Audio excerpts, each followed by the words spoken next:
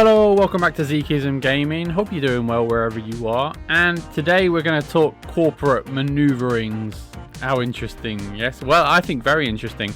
Those of us who are a fan of Paradox Studios, Colossal Order in particular with regards to Cities Skylines. Paradox, some of the distributing studio, distributor, of some of my favourite strategy games that you can play on either console or PC. Surviving Mars comes to mind. Crusader Kings I'm a big fan of. Stellaris I'm a big fan of as well. My brother's a big fan of Hearts of Iron and Europa, that franchise. They make so many more games. Anyway, one of the things that Paradox makes is Cities Skylines. And in particular, Cities Skylines 2. Can you believe it's been over 2 years since that game was launched? I am one of the people who did pre-order that game. I am also one of the few people who actually had no issues during launch with that game. So I was sort of looking from afar and seeing everyone sort of melt down online about Cities Skylines 2 when they got their hands on it. But I was one of the people, like I said, who actually had no technical issues with the game. I thought it worked fine on my laptop at the time. And again, maybe I'm one of the lucky few who had a decent enough laptop for it to run great on. Go me. But otherwise, I understand it's frustrating when you wait and you anticipate the launch of a game, you're really excited, you get it, and it doesn't work as well. There were some workarounds they released and stuff like that, but I think the moment sort of passed when it's very, very rare that a game can recover a fan base. I mean, the example that comes to mind is No Man's Sky. That's probably the only example I can think of off the top of my head where the game's come out at launch flawed and they've been able to recover it due to sort of, let's be honest, free updates and constant evolutions of the game. But nevertheless, corporate news from Paradox. Colossal Order and Paradox have parted ways with regards to the franchise, Cities Skylines 2. It's a really interesting story, this. After the bungled launch of Cities Skylines 2, it was probably bungled in the grand scheme of things because they had a big social following for Cities Skylines. There was a lot of excitement for Cities Skylines 2. Yeah, it's not too harsh to say that they probably did drop the ball with the launch. The question is who dropped the ball with the launch. Whether it's Paradox being corporate overlords and demanding Colossal Order released it, or Colossal Order being forced to release a game that wasn't necessarily finished, but whether they promised it. Anyway, I don't know. Paradox Interactive and Colossal Order have parted ways as development moves to a new studio. Essentially, Colossal Order will no longer be making the game, will no longer be responsible for the development of Cities Skylines 2. It will go into another Paradox Interactive studio. We'll delve into the story here. Cities Skylines developer Colossal Order has parted ways with publisher Paradox Interactive, with ongoing development of the series moving to a different studio. In a statement posted to the Paradox forums, Paradox announced that the pair have mutually decided to pursue independent paths, claiming the choice had been made to ensure the strongest possible future for the Cities Skylines franchise. Colossal Order would continue to oversee the development of Cities Skylines 2 until 2026, where it will hand over the incoming bike patch and a beta implementation of the long-awaited asset support for the game's editor. Come 2026, however, all existing and future development of Skylines 2 will be handled by Iceflake Studios. I'll pause there. I think it is a shame. It is sort of a real shame how it's sort of come to a head here. I think there's no question that Cities Skylines 1 was an unparamounted success. Genuinely, a really popular online game with a really, really positive community. I remember being a part of that community and sort of always looking at the store for community assets. I mean, they really led the way in some regards to sort of community-led asset development and then the downloading of them via a workshop. I can't think of any other games earlier than that game that did that and did that so well. And now it's sort of, there's a few more games that do it, such as the Frontier, Planet Coaster games, Planet Zoo, and now Jurassic World has added it into it. So Frontier sort of, I don't want to say stole because it's not an idea you could steal, but certainly borrowed a lot of the thinking from I think Colossal Order. I'd be surprised if Frontier, I'm pretty sure I've got the timeline right on that. But I think the game is responsible for a lot of developments in certainly the online, cozy game development community. I think there's a lot of indie games now that sort of do a similar thing with, you build your own houses and all that sort of stuff. And it is the end of an era. So what is Iceflake Studios? Well, Paradox describes it as one of its internal management game studios based in Tampere, Finland. Hope I got that right. Iceflake was founded in 2007 and acquired by Paradox in 2020. Looking at Iceflake's website, the developer seems to have been mainly focused on developing mobile games. That's worrying. Until relatively recently, having developed 2021's survivalist city builder, Surviving the Aftermath. Okay.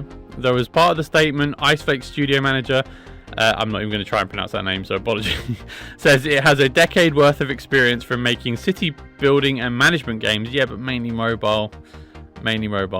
That person also said that taking over on Cities Skylines is an immense honour and a great responsibility. Colossal Order, meanwhile, is moving into pastures new, with CEO Marlena Halikainen, apologies, saying the company is excited to channel our experience, creativity and passion into new projects that align with our long-term vision.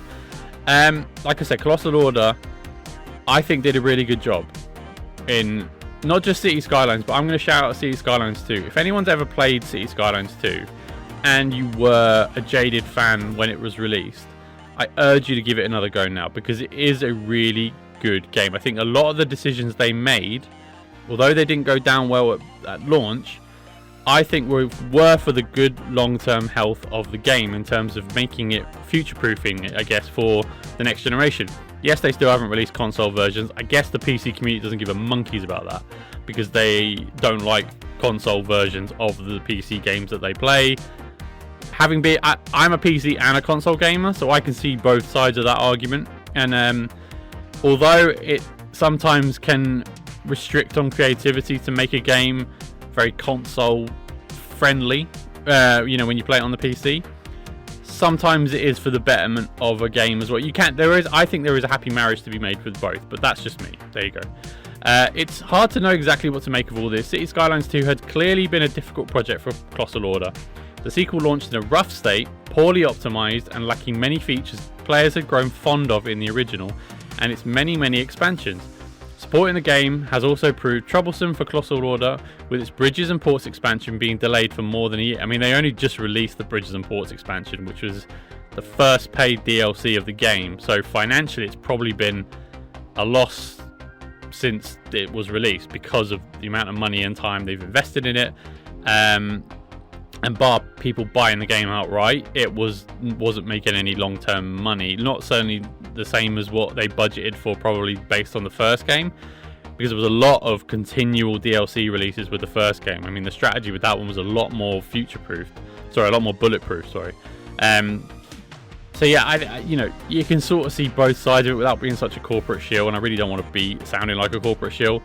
Obviously, if Paradox are putting in the money for a return on investment, they're not getting that return on investment. I hate sounding corporate, by the way, but you can sort of see the argument as to why, okay, it's been 2 years now, we're not seeing any profit, and we're not looking to see any profit. The player count is quite low because no one's going back to give it another go. So they lost the boat, really, when it was launched. I take umbrage with, like I've already mentioned, with some of the complaints about the game, and obviously, it's not great if you're only or you didn't advertise pre-orders that it was only going to be for certain specs and certain models of, running speeds and graphics cards and all that sort of stuff. But other than that, I think, poor optimization. I remember them releasing the sort of test kit for it and saying, like, oh, by the way, what you need to do is when you launch the game, you need to change these settings in order to make the game work a bit better, and it was genuinely a bit better for some people. That's not great. But other than that, I think the big drop ball for them is the features players have grown fond of in the original. So rather than releasing everything you had in Game 1 in Game 2 and then adding on to that, they released a base level Game 2 with not a lot of the download, not a lot of the DLC stuff they'd got from the first game. So again, a bit of a drop ball, and they were hoping, I guess, the revised gameplay. It's a city builder game, so you're not going to reinvent the wheel with 1 to 2. If that makes any sense in the world. So yeah, I think they find themselves in a bit of a quandary here. It's a bit of a shame that they've had to break up to a certain extent. But I don't know if this developer is going to be better for the game, because like I said, their experience mainly stems around mobile games, which doesn't strike me as... I'm not too confident about that. Paradox eventually conceded that Skylines 2 had been released too early. Yeah, exactly. Who was responsible for that release being too early? That's the question. Though Deputy CEO Matthias Leah claimed that everyone involved had been in agreement that iterating Skylines 2 live was the right way to go. Clearly, though, this was the wrong choice, and the game's reputation has yet to recover. Skylines 2 is also far from the only game published from Paradox to hit troubled waters lately. Indeed, replacing developers has become something of a habit for the publisher, with Prison Architect 2, I haven't played that to be fair, so I'm not going to judge, being handed off from Double 11 to Brazilian outfit Koku, while Bloodlines 2 was taken off Hard Suit Labs and given to the Chinese room. Bloodlines 2 did eventually come out, it's just come out recently I think, albeit to responses that range from mildly positive to largely negative. Prison Architect 2, on the other hand, has been delayed indefinitely. Ouch. That's not to mention the cancellation of Life by You, the botched DLC releases, and the underwhelming responses to games like Millennia, which I did play Millennia and I wasn't that impressed to be fair. Lamplighters League, the latter of which also led to Paradox parting ways with its developer Harebrained Schemes, I love that name. As for what this all means for Cities Skylines 2 and the series as a whole, all three parties are apparently working to ensure a smooth transition at present, while Iceflake Studios will share its plans for Cities Skylines in the near future. I don't know whether this announcement is going to garner much excitement from whatever the Cities Skylines fan base is at this point. From what I see, like I said, if you on Steam, it's mostly negative still in terms of the user reviews, which I think is a shame. Like, load the game up, I bet you enjoy it. It's not a terrible game, is my point. It's maybe a disappointing game with relation to players of the first one, but I think without being too unkind, I think there was some review bombing going on with this. But and yet they've never recovered that community that they had. That's the nub of it. And that's the end of the article. So yeah, I mean, speaking about Paradox, like I said, I'm a fan of Paradox. I think they release good strategy games for the most part, or good games in general. I think they've got a really good back catalogue of franchise IPs that they've built. Some of which they've purchased, obviously. They weren't responsible for the commissioning, but I think on the whole they are responsible for producing great strategy games, some of which are way too complex for me to get my head around. Just ask my brother. But at the same time, I think they know their audiences clearly, but they missed the mark here. Cities Skylines 2 was a botched release without a shadow of a doubt. I think for whatever reason, whoever's decision it was, it feels like a corporate mandated one. And I can only relate it to, I'm a big fan of Football Manager games. I don't know if anyone knows of them. I'm a big geek, by the way, in case you didn't know. Football Manager games recently released Football Manager 26, the first game they've released in 2 years. It used to be an annual release. Football Manager 2025 was delayed again, and then cancelled as a result of the development studio, Sports Interactive, wanting to change they wanted to change their basically to Unity. It was a Unity developed game, and that transition was what killed 2025's version. And Sega, who were the distributors of the game, were pushing for a game to be released, and it was a big step for them to cancel the game, and they've just released 2026 to middling reviews as well. So it's a very similar story here, and there's been a litany of games over the last 5 or 6 years. I mean, it seems like more games get released now that are unfinished or have issues such as glitches than there isn't. I think no game seemingly comes out polished for whatever reason. I don't know what that means, what the state of the gaming industry is, that most games get released now with issues and we just have to stomach it as paying customers. It's a bit of a weird world we live in where that's the case. You don't get movie studios releasing films usually with errors in, and you go, oh, there's a few errors, but we'll fix it in patch, and you go, okay, that's cool. But can you imagine Netflix releasing a film or television program, and they go, there's this one scene, guys, where we're going to fix it in 2 weeks time, but for now you just have to stomach it. You go, okay, it's a bit of a weird contradiction of things, but that's just the world we live in.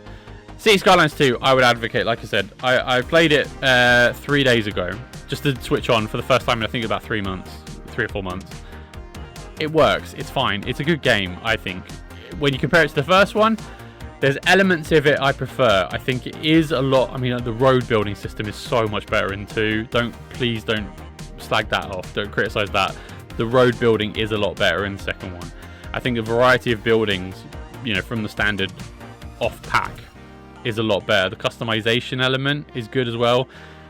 I'm not a fan of the workshop and a couple of other really silly UI things that I think I'm like, well, I prefer the first one.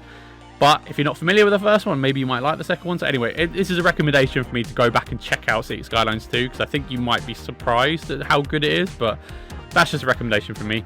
What do you think of this news story? What do you think of Paradox in general and Colossal Order, I guess? Are you a fan of Cities Skylines 1 or 2? One or the other? Neither? Let me know in the comment section below. Let me know what you think anyway. I love the discussion with the fans. Oh, the fans. Yeah, great. Anyone who watches my content, I'm always willing to have a chat and talk to you and discuss games, because I'm a big fan. Let me know what you think in the comment section below. Please reach out to me on my socials. I've got Twitter, I've got Instagram, I've got TikTok. It's all out there. I've got some gaming content coming your way. Some's already live, some's coming. We'll see what happens, and I just might dive into Cities Skylines 2, you never know. Let me know what you think in the comment section below. Like I said, please leave a like and subscribe on the channel, and I'll speak to you next time. Thank you so much for watching. Bye bye.